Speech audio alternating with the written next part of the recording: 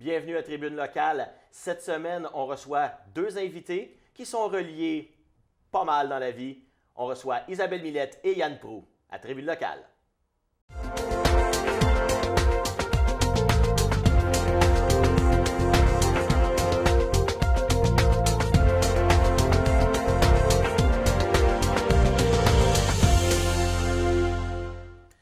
Isabelle Millette, on débute avec vous. Bienvenue à Tribune Locale. Merci d'avoir accepté l'invitation. Bien, merci à vous. Lors de votre dernière apparition sur nos ondes, c'était en 2018, vous veniez de lancer le journal des Deux-Vallées dans les mois qui précédaient. C'était aussi le dernier show d'ici de notre ancien collègue Michel Pilote. Puis, la Petite Nation, je l'écoutais, la Petite Nation, pour vous, ça avait l'air d'un paradis sur Terre, un petit bout de paradis, de la manière que vous en parlez. C'est encore le cas? Oui, effectivement. Surtout maintenant, hein, avec les belles couleurs d'automne, le décor est magique, donc c'est vraiment beau. Puis, petite question un peu plus personnelle. Comment vous vous êtes rencontrés, vous, Yann? Dans Petite Nation, à Saint-André-Avelin, nos plus vieux vont avoir 20 ans, donc là, 20 ans maintenant. Yann, à l'époque, était journaliste et moi, à ce moment-là, je venais d'arriver en région. Il était arrivé des petites choses et j'avais besoin d'un journaliste à ce moment-là et c'est comme ça qu'on s'est vraiment rencontrés. Et par la suite des choses, une amitié s'était développée là-dedans. Bien entendu, il reste un petit patelin, Saint-André, petit monde et nos enfants allaient à la même garderie, des choses comme ça. Fait que mon fils soccer, Yann était...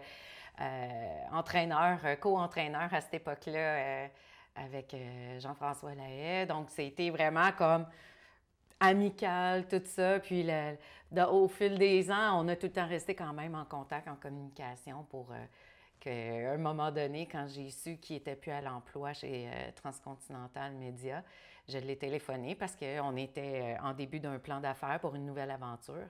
Et Yann venait combler à ce moment-là avec ses expériences de travail, il venait combler ce qui manquait, si on veut, dans le plan d'affaires. Et puis, j'ai communiqué avec lui, on lui a présenté le projet, il était all-in, comme on pourrait dire en anglicisme, et il a embarqué dans l'aventure, ce qui fait que pas longtemps après, le couple est arrivé. Donc, on a vraiment parti la business ensemble, mais le couple s'est formé au travers de la business. Ouais. Et le reste fait partie de l'histoire. Et le restant a suivi, oui. Vous êtes en affaires et en couple aussi. Comme dans tous les couples, on s'imagine qu'il y a des conflits aussi. Il peut y avoir des prises de bec ou quelque chose comme ça.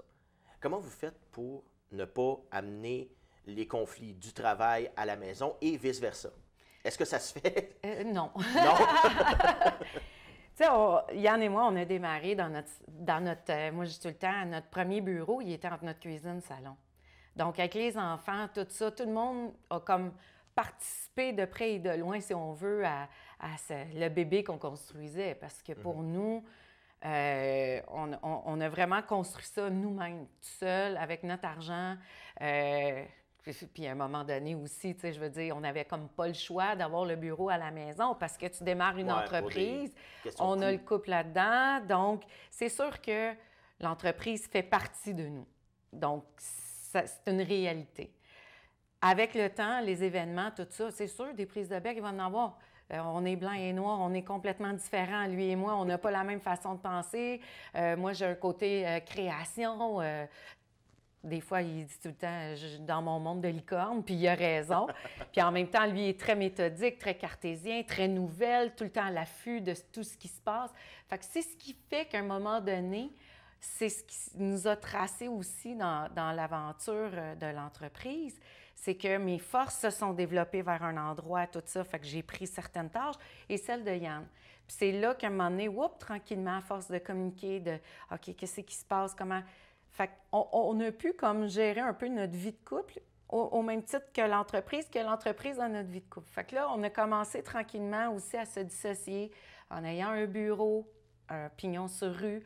Ça a sorti le bureau de la maison. Fait qu'on commence maintenant, tu sais, comme vraiment à dire « Bien, bye mon chum le matin, même si je sais que je vais te voir au bureau et tout ça, bye mon chum le matin, Il y a une puis allô coupure. mon chum quand il arrive, justement pour dire, OK, là, on tombe en vie de famille, on tombe en vie de couple, on fait ça en couple, on n'amène pas à job, là, on commence tranquillement. Mais c'est un travail, c'est un travail en soi. Vous en parlez, vous avez 4 enfants, dont 2 qui sont adultes maintenant, puis un autre qui est sur le bord aussi, là, il doit être rendu à quoi, Oui, le 17 fils ans? à Yann, oui, cégep, Donc, première année. avoir des enfants qui sont plus adultes et plus donc autonomes, est-ce que ça vous permet justement d'avoir un train de vie beaucoup plus effréné que on vous regarde d'aller ici et là sur les médias sociaux, vous êtes un peu partout. Est-ce que ça vous permet ça d'avoir Ouais. des enfants plus autonomes? Effectivement, effectivement. C'est sûr que les deux plus vieux sont en appartement. Fait que, à part quand ils ont besoin d'argent, on n'a pas de, tu sais, ils nous téléphonent, mais c'est la réalité des jeunes, puis tout ça, puis on les appuie là-dedans aussi. Ils vont à l'école, ils travaillent, ça c'est important. Pour qu'est-ce qui est aussi, on a la petite jeunesse qui est avec nous, par exemple, une semaine sur 2. Fait que c'est juste vraiment d'accommoder tout ça. On travaille en équipe là-dessus, tu sais, c'est comme, OK, toi, il faut que tu ailles faire ça, ben c'est beau, je m'occupe de la petite, tu sais, comme on... Donc, on encore la essaie de logistique s'associer en arrière de là-dedans. ça. Absolument, absolument. On est encore des parents. Oui, ah, ça, on le demeure à vie, je pense. Mm-hmm. Il y a moins de 2 ans, vous êtes allé, on le dit, à contre-courant dans le domaine des médias. Vous avez lancé un journal indépendant par la région, pour la région, alors qu'il existe déjà d'autres journaux dans le coin. Puis vous êtes allé en version papier en plus, et non pas seulement que numérique. Avec le recul, est-ce que ça donne le vertige de voir où vous êtes allé versus d'où vous êtes parti? Énormément. Parce qu'on prend beaucoup d'expansion rapidement. Fait qu'en, tu sais, entrepreneur, là, ça s'apprend tous les jours, puis on apprend tous les jours, puis c'est ce qui fait la passion entrepreneuriale, je pense. Mais d'arriver puis de dire de gérer des expansions, parce que c'est ce qui est arrivé. On a parti le bureau, on a quand même démarré ça à 2, puis on est rendu 8 dans l'équipe maintenant. Puis on va quand même à la pige, on donne des sous-contrats à des fournisseurs aussi pour venir nous aider régulièrement. Donc, c'est ce qui fait que là, on a appris à gérer tout ça. Puis ça nous fait faire des poussées d'adrénaline intense parce que là, il faut s'ajuster. OK, il y a plein de choses qui arrivent, moi, j'appelle ça des 911 à gérer, trouver des solutions, etc. Puis, où est-ce qu'on prend l'expansion? Puis, on est encore en train de faire un autre bond actuellement parce que mon associé adore trouver des champs d'intérêt et de démarrer des nouveaux secteurs d'activité, mais il a raison. Il faut quand même pas juste miser, mettre les œufs dans le même panier, comme on pourrait prendre cette expression-là, pour vraiment se diversifier auprès de l'entreprise. Donc, agence marketing, on a 2 journaux, on a parti un festival Répatination qui est un festival d'humour. Puis là, bien, il y a d'autres choses qui s'en viennent, mais ça reste quand même à l'état embryonnaire actuellement. Puis la diversification, justement, c'est qui vous permet de survivre dans ce monde-là. Parce qu'on s'entend que les journaux aujourd'hui, hein, c'est pas ça qui, surtout vous êtes gratuit, c'est pas ça qui est le plus payant dans le domaine des médias présentement. En fait, je vous dirais, c'est ce qu'un petit peu je n'aime pas en ce moment entendre. Les gens aiment créer une mauvaise nouvelle. Quand parfois, dans d'autres marchés, nous, ça va très bien. On le voit, on est en expansion, oui. Nos chiffres d'affaires sont doublés, le nombre de pages aussi. On a 1 an en réalité. Le journal Les Deux Vallées hebdomadaire a 1 an. Là. Il y a eu 1 an au mois de septembre, puis au mois de septembre, on avait doublé notre chiffre d'affaires. Donc, il y a d'autres personnes aussi qui ont des journaux privés que ça va extrêmement bien dans d'autres marchés. Là, je pense Saint-Jérôme, Sherbrooke, tout ça, qui ont la même formule que nous. Alors, pourquoi parler de mauvaises nouvelles tout le temps? Je pense qu'on a trouvé un créneau qui fonctionne bien. Puis on continue d'aller puis de faire le plein là-dedans. Oui, d'avoir des tentacules, ça permet justement de pouvoir se diversifier. Autant, tu sais, comme on prend le festival, ça nous a permis de gâter 150 clients qui, eux, ne sont pas habitués à ça non plus parce que qu'importe comment les autres médias vont fonctionner ou comment est-ce qu'ils peuvent redonner en société, nous, on développe le côté caritatif énormément. L'implication sociale, c'est important. Tu le disais tantôt, on est partout, oui. On achète nos billets puis on participe parce qu'on trouve ça important de redonner, parce que souvent, ça va être des soupers, fondations et compagnie, mais on trouve ça important de redonner en société. Fait que tout ce qu'on va pouvoir faire pour redonner en société, bien, les gens nous le redonnent. Fait que nos lecteurs nous aiment. Il ne se passe pas une semaine sans qu'un lecteur ne nous dise pas merci ou wow, quel article. Ou, on a sur Facebook aussi beaucoup d'achalandage sur Facebook de gens, de messages d'amour tout le temps, chaque semaine. Après un an encore. Fait que quand on a démarré, on avait beaucoup, mais ça continue. Fait que ça nous dicte tout le temps qu'on est au bon endroit, au bon moment et de la bonne manière. Puis il ne faut pas s'asseoir sur nos lauriers. Il faut tout le temps continuer, puis innover, puis d'aller tout le temps trouver qu'est-ce qu'il faut développer. Et bien entendu, il y a tout le temps matière à amélioration dans tout. Fait qu'on va être là tout le temps juste pour essayer de s'améliorer. On travaille en équipe, on a une équipe formidable en arrière de nous autres. Puis ça, bien, c'est tout au travail de tout le monde que l'on réussit à sortir ce produit qui est Journal Les Deux-Vallées.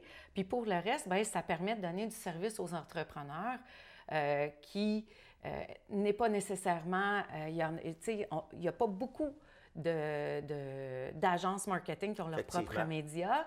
Et à ce moment-là, nous, comme on dit, on est local, on parle de la nouvelle locale. Bien, localement aussi, ça nous permet d'aller offrir ce service-là.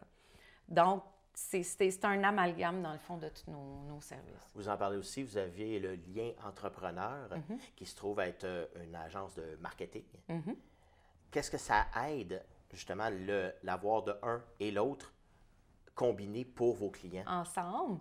Dans l'équipe également, tout le monde travaille ensemble, que ce soit nos graphistes, tout ça. Bien, c'est la production de sites web, production de logos, cartes d'affaires, des pliants, des outils de communication qui sont simples.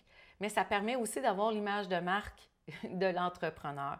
Il y en a souvent qui n'ont même pas de logo, tout ça, qui sont dans notre journal, qu'on va leur créer une image de marque dans leur publicité. Donc, c'est vraiment important pour nous. Oui, notre image de marque du journal Les Deux-Vallées, mais également l'entrepreneur en soi. Parce que si lui, après ça, il fait parler de ses outils de communication, etc., bien, ça lui permet de se déployer puis de pouvoir communiquer avec sa clientèle, qu'importe. En plus du journal, c'est là qu'on va aller l'aider à ce moment-là. Donc, vous pouvez l'aider de A à Z au niveau de son image. S'il n'y a pas d'image, je vous apporte le projet. Regardez, j'ai mon entreprise. Faites-moi une image et vous êtes capable de le faire. Exactement.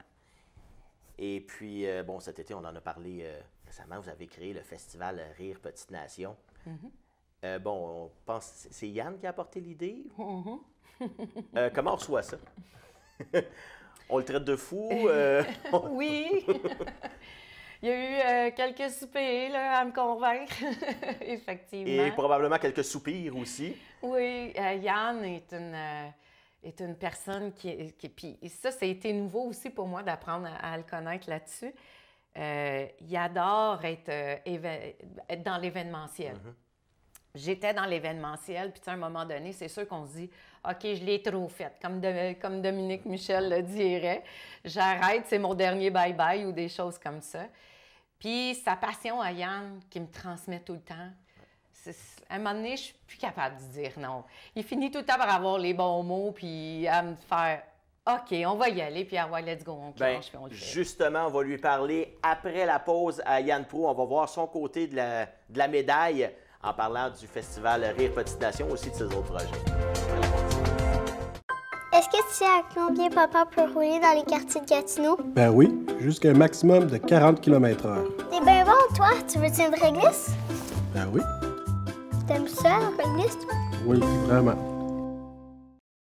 Merci! Grâce à votre appui au service des plaques porte-clés de l'Association des amputés de guerre, tout est possible pour les enfants amputés. Des moments artificiels, des ressources, des séminaires, du soutien moral, notre attitude positive. Tout ça nous vient de l'association. Grâce à votre appui, l'Association des amputés de guerre change la vie des enfants amputés tous les jours. Merci! De retour à Tribune locale, et là, on passe à l'autre partie du couple, Yann Proulx. Bonjour. Bonjour.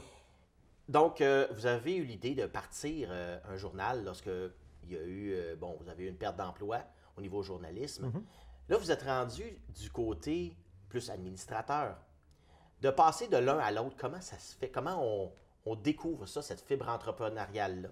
Mais c'est certain qu'en 19 ans, j'avais eu le temps de faire beaucoup de postes chez Transcontinental. L'an dernier, j'étais directeur des ventes. Donc, c'est là qu'il y a eu la perte d'emploi. J'avais tout fait les secteurs, journaliste, j'avais fait conseiller publicitaire, j'avais fait direction des ventes à la fin. Et oui, l'administration, c'est un autre monde quand même. Je l'avais goûté un peu en étant directeur des ventes. Mais là, d'avoir sa propre entreprise, il y a des points positifs et des points négatifs. Point positif, c'est que tu décides pas mal ce que tu veux faire ou où tu veux aller. Il faut juste convaincre les gens, les partenaires. Oui, les partenaires, la partenaire dans ce cas-là. Mais ça, c'est un point positif. Point négatif, c'est que, veux pas, il faut que tu emmènes quand même de l'eau au moulin là, à chaque semaine. Tu as des employés à payer, tu as des responsabilités que tu n'as pas quand tu es employé.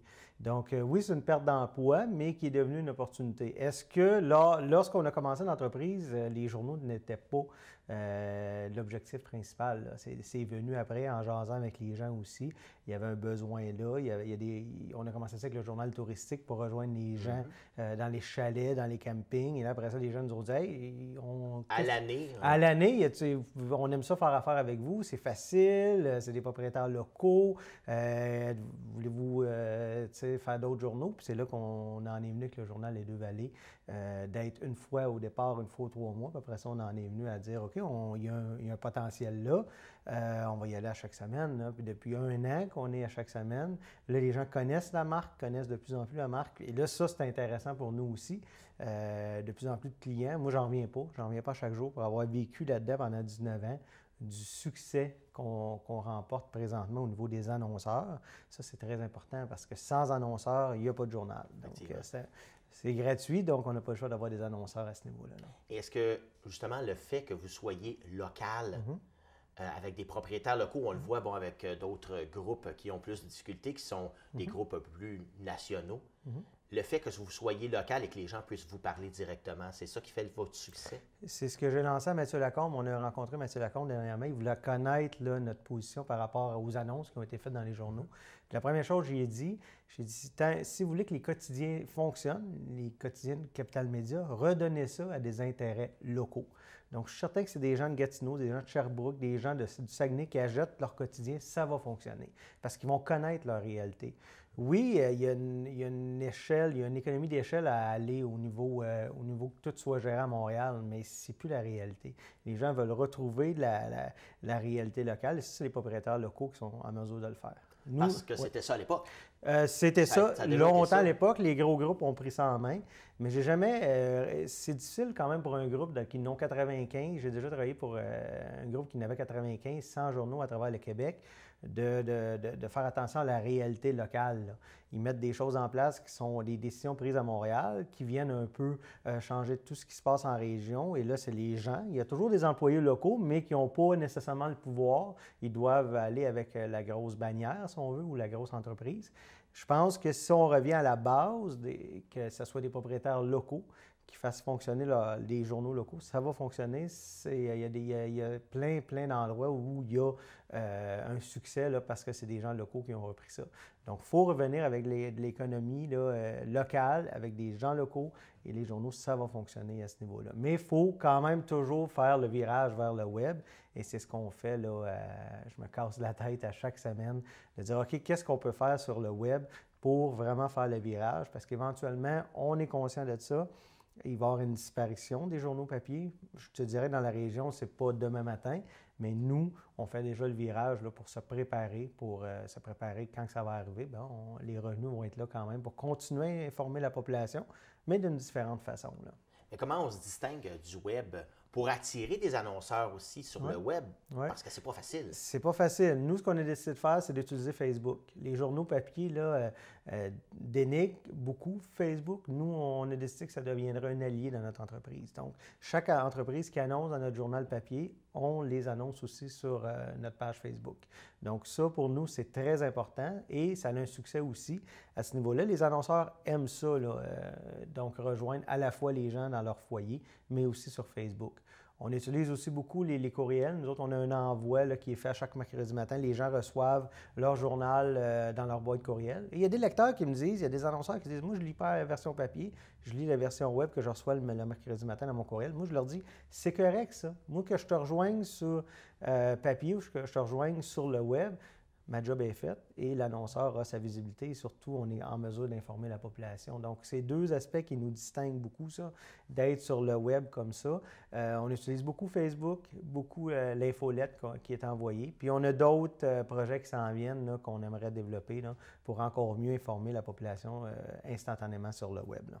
On parle d'autres projets. Vous en avez eu tout un. Oui. Un projet qui semblait démesuré pour certains, bien, totalement réalisable pour vous. Vous avez fait un festival d'humour en région, encore là une fois par la région, pour la région, à Tursault.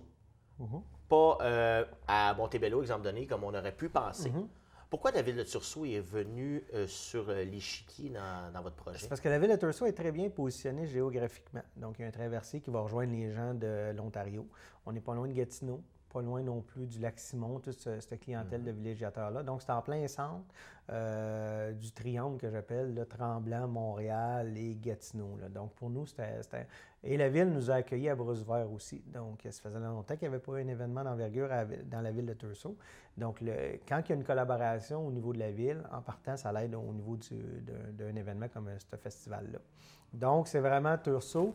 Et c'est important pour nous, on a pu vraiment faire les choses différemment avec le festival aussi au niveau de notre clientèle journal aussi.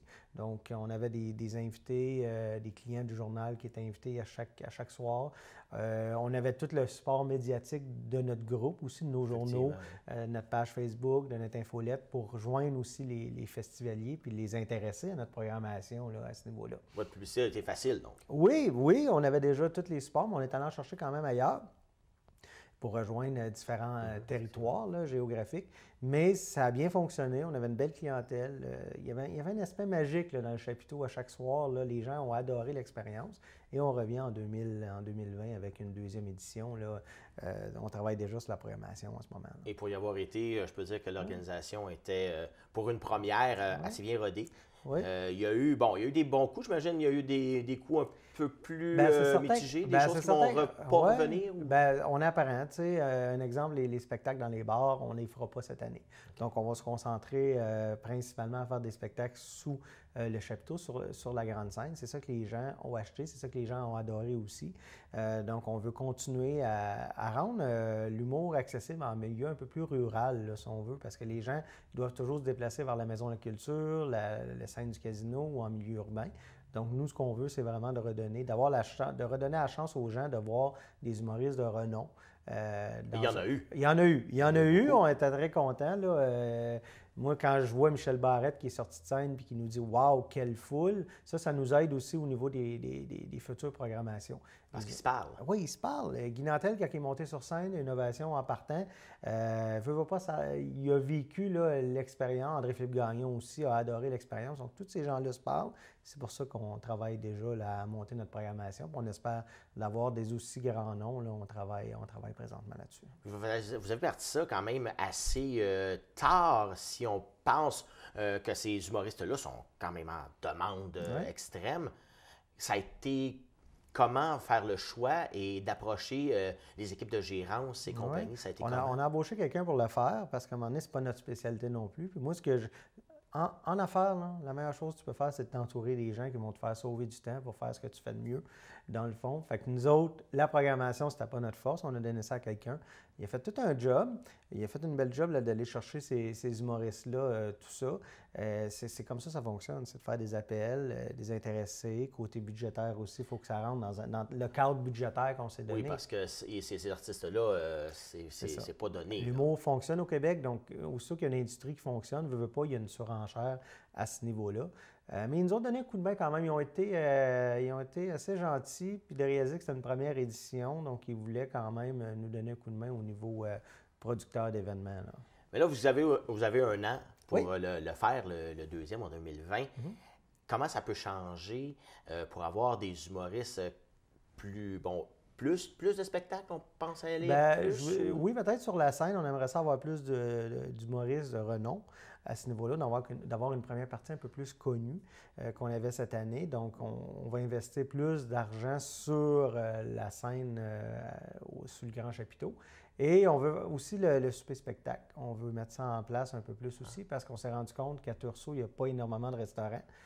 Donc, les gens s'attendent, ils veulent ça, là, ils veulent venir passer une belle soirée sous chapiteau, venir souper, puis après ça, aller voir un spectacle. Donc, c'est un autre point qu'on va développer. C'est certain qu'on aimerait rajouter aussi, dans le jour, bonifier notre programmation. Là, on est en train de travailler là-dessus aussi, à ce niveau-là. Vous l'avez dit, vous êtes en dessous d'un chapiteau. Oui. Pourquoi pas avoir choisi une salle pleine parce qu'il n'y en avait pas de disponible? Ou... Il n'y a pas beaucoup de salles disponibles. Et c'est la capacité de ces salles-là aussi. Tu sais, la salle la plus grosse dans la Petite Nation, c'est celle de Louis-Joseph Papineau. Il y a 400 places. Donc, ça devient difficile à rentabiliser. Puis on voulait avoir une expérience de festival aussi. Et sans être pris avec la mauvaise température. Donc, le chapiteau permet ça. On a eu quand même 1000 personnes à Michel Barrette. Donc, il n'y a pas une salle qui aurait pu accueillir autant de gens lors d'une soirée. Le chapiteau, c'est ça qui a amené la magie de cet événement-là avec la performance des artistes. Tu sais, les artistes ont tous fait 30 à 45 minutes de plus qui étaient supposés là, selon leur entente contractuelle. Parce qu'ils aimaient l'énergie de la foule, ils aimaient là, ce qu'ils ressentaient sur scène. Donc, c'est tout ça, là, la magie a embarqué à ce niveau-là. Et pour avoir vu Julien Tremblay et Guy Nantel, on a vu, il y a eu un Julien Tremblay qui a malheureusement eu des problèmes de guitare, mais qui s'en est quand même très bien sorti et qui a fait un spectacle, ma foi, que les gens ont été surpris parce qu'ils ne connaissaient pas vraiment. Bien, le port venait pour Guy Nantel parce que c'était la tête d'affiche cette soirée-là. Mais nous autres, on trouvait ça important quand même, puis ils l'ont découvert aussi. T'es surpris même aussi. Ah, c'est tout un personnage. C'est tout un personnage. Comme humour, c'est différent aussi. On ne voit pas ça assez régulièrement. Là. Il se distingue par rapport aux autres, là, Julien Tremblay. Eh bien, c'est tout le temps qu'on avait. Merci beaucoup, Yann Proulx, d'avoir accepté l'entrevue. Et merci également à Isabelle Millette d'avoir participé à l'émission en premier bloc. Et nous, on se retrouve la semaine prochaine pour un autre Tribune locale. Merci et bonne semaine.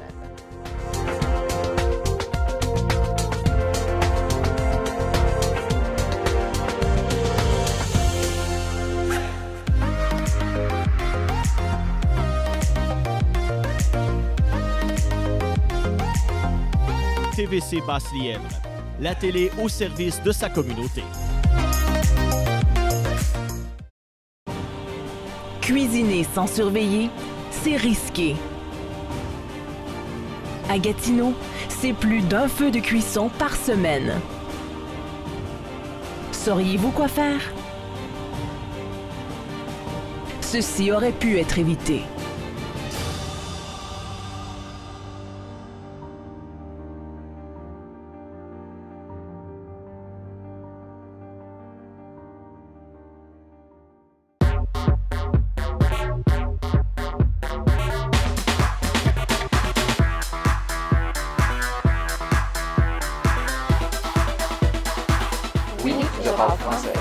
Un message d'impératif français. Est-ce que tu sais à combien papa peut rouler dans les quartiers de Gatineau? Ben oui, jusqu'à un maximum de 40 km/h. T'es bien bon, toi. Tu veux-tu une réglisse? Ben oui. T'aimes ça, la réglisse, toi? Oui, vraiment.